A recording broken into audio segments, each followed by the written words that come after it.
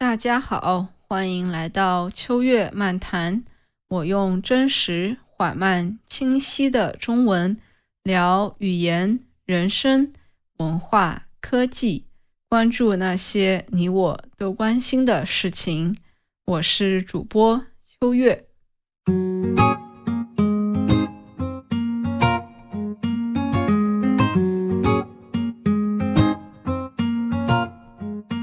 嘿，朋友们，大家最近怎么样呀？2026年的第一个月已经过去了一半，你有没有为自己的新年计划做出一些实际的行动呢？这一期的内容其实是我想聊很久的一个话题，那就是 Identity Diversification。虽然说是关于身份多元化的这样一个话题，但内容其实更多的是关于在时间的分配上做到多元化，然后以此来加强自己生活里的幸福感。我在上一期关于2025年反思的那一期播客里有提到，我对自己2025年的成就很满意，给自己打了8分，如果10分是满分的话。而其中一个我幸福感很强的原因，就是我刚刚提到的身份多元化。因为我在工作之外，我还花了很多时间在别的事情上，比如说做这个播客，比如说学习不同的语言，学习音乐，还有一些运动和其他艺术方面的事情和爱好，来帮助我分散自己的注意力。这样时间分布上的多元化，帮助我把自己的注意力分到了不同的事情上面。那当某一件事情进行的不是很顺利的时候，我还有别的事情来支撑我对生活的信心，同时获得一些别的方面的成就感。所以我可以说，我2025年之所以能够过得比较开心的一个原因，或者说一个主要的原因，就是我的时间分布上非常的多元化。那具体什么是 Identity Diversification？ 其实我的理解是说，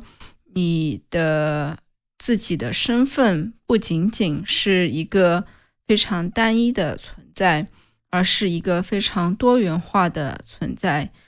比如说，你可能一天当中很大一部分时间用来工作，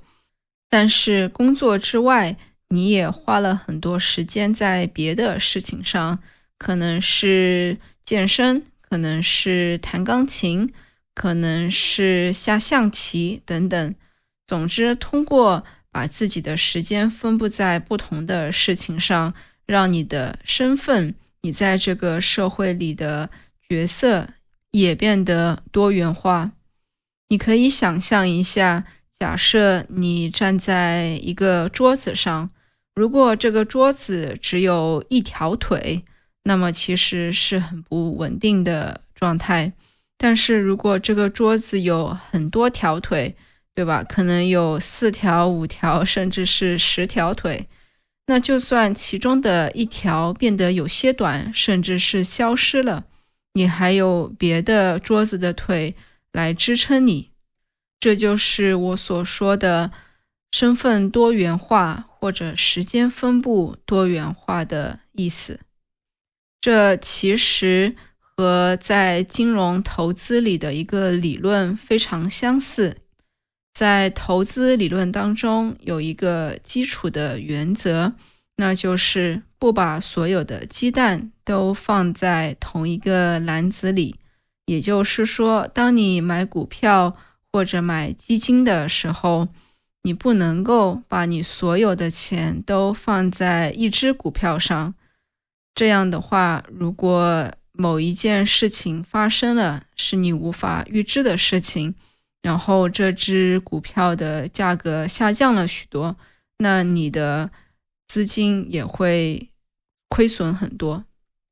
但如果你的投资是比较分散的、比较多元化的，那即使是一只股票有了问题，你还有别的股票来帮你冲散掉这个风险。这和现在全世界都很火的一个趋势也是有关系的，那就是大家都希望自己在主业，也就是自己的全职工作之外，能够有一些副业，或者说 side project。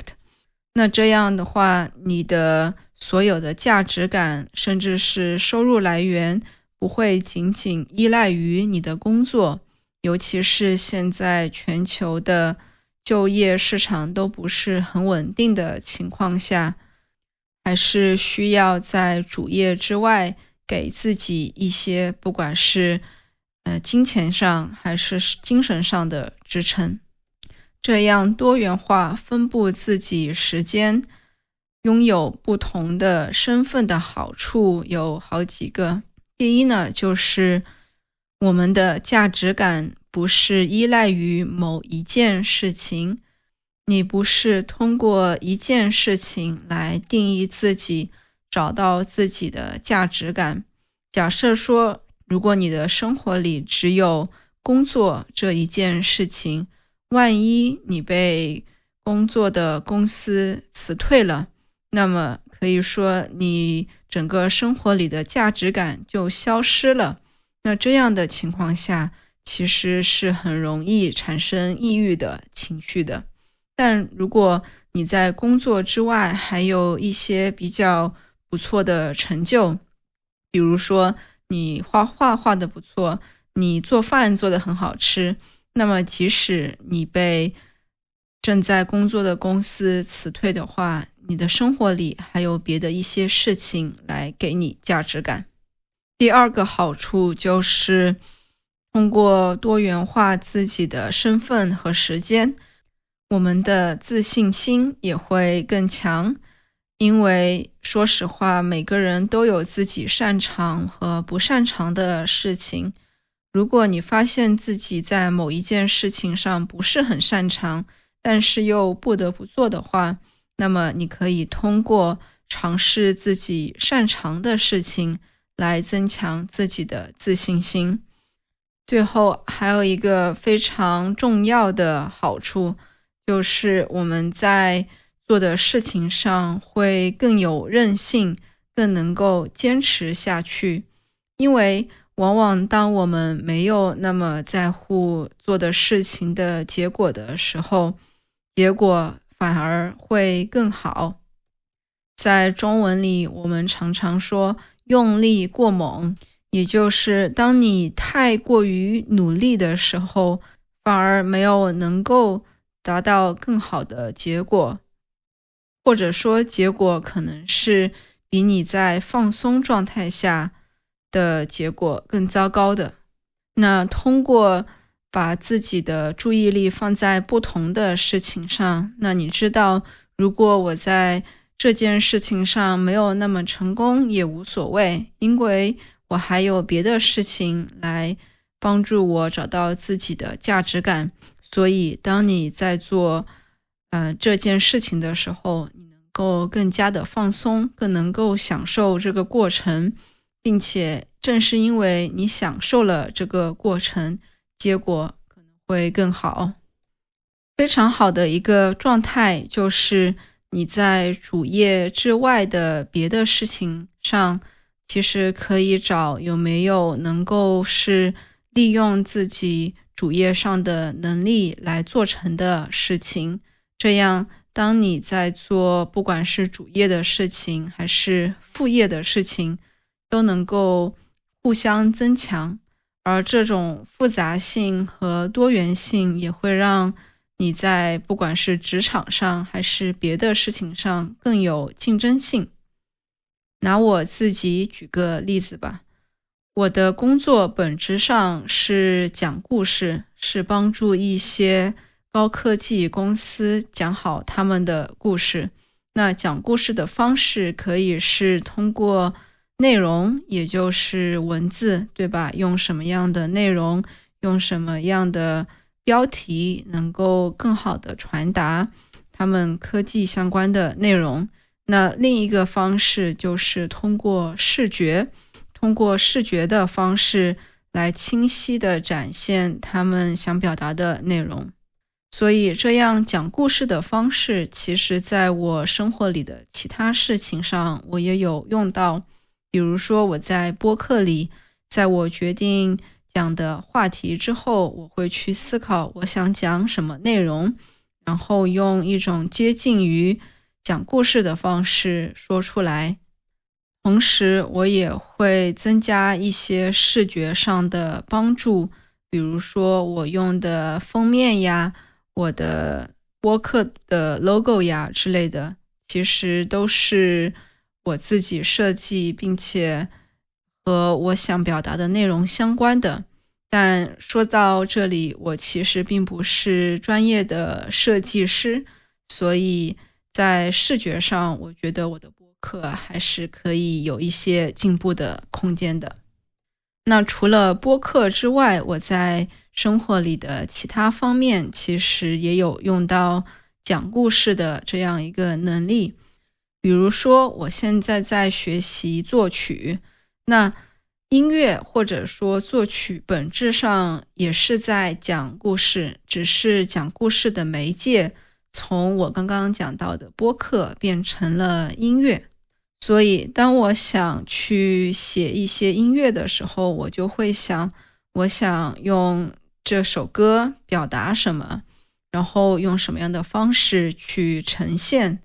当我在阅读一些音乐相关的理论书籍的时候，有时候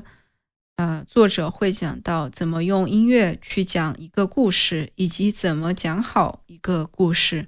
这其实是能够帮助我在自己的主页上有一些讲故事能力方面的进步的。那同样的，我在播客里讲的一些内容，比如说之前关于人工智能的内容，其实是受到了我工作的影响。然后呢，我播客的很多话题是来源于平时我读的书。那你会发现我刚刚讲到的播客，自己的工作，我做音乐以及我读书这4件事情，它们彼此其实是有非常强的协同效应，也就是 synergy。 通过这样的协同效应，每件事情都能够因为别的事情的存在而变得更好，而我自己也通过把自己的时间和注意力分散在不同的事情上，而变得更加开心，更加的幸福。所以我也很推荐去尝试用这样的方式去生活。那具体来说怎么做呢？我觉得你马上可以做的事情有2件。第一件就是把自己的视野打开，看看自己的生活里有没有别的事情是可以做的，或者说自己的爱好是什么，有没有什么方法能够把这些爱好做得更好。这些事情不需要很高大上，可能只是做饭，对吧？也许你做饭做得特别好吃，或者说你能够把花园里的植物照顾得非常好，又或者说你可能想把所有的上个世纪80年代的电影都看完等等，这样一些事情可以大可以小，但是一定要把自己的视野打开。那第2件可以做的事情就是让自己每天至少做3件自己在乎的事情。工作可以算1件事情，那除此之外还有没有别的事情是可以让你得到一些幸福感和成就感，而且每天都可以做的事情？也许是去健身房，也许是学习中文，也许是玩一下游戏等等。如果你是一个学生，那你的主业就是学习和上课，那你可以尝试一下课外活动，比如说参加一个社团，或者上一些自己感兴趣的课外的课程。那如果你是一个已经开始工作的人，在一个公司里工作，那你可以想想自己上班之前，或者下班之后，或者周末有没有一些事情是你可以开始做的。如果你是一个创业者，工作非常的忙，但你也一定要在工作之外花费一些时间到别的事情上，不管你的时间有多么的紧张。这就是我认为幸福的秘密，或者说做法。那我2026年也会继续这样的生活方式，我也很推荐你可以考虑一下这样的做法。那这一期播客到这里就结束了，我们下期再见，拜拜。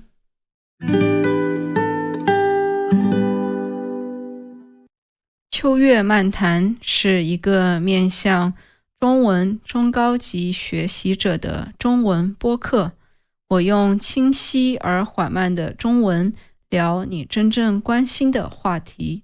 除了免费的播客、newsletter 以及带有中英字幕的视频之外，我还提供针对严肃学习者的付费内容，包括修订后的中英文本、播客里较难的5个单词和例句，以及与播客内容相关的5个问题，都附带我的录音。每个月我还会有一次播客话题的投票，感兴趣的话，欢迎查看我的 Patreon 内容。谢谢你的收听，我们下期再见。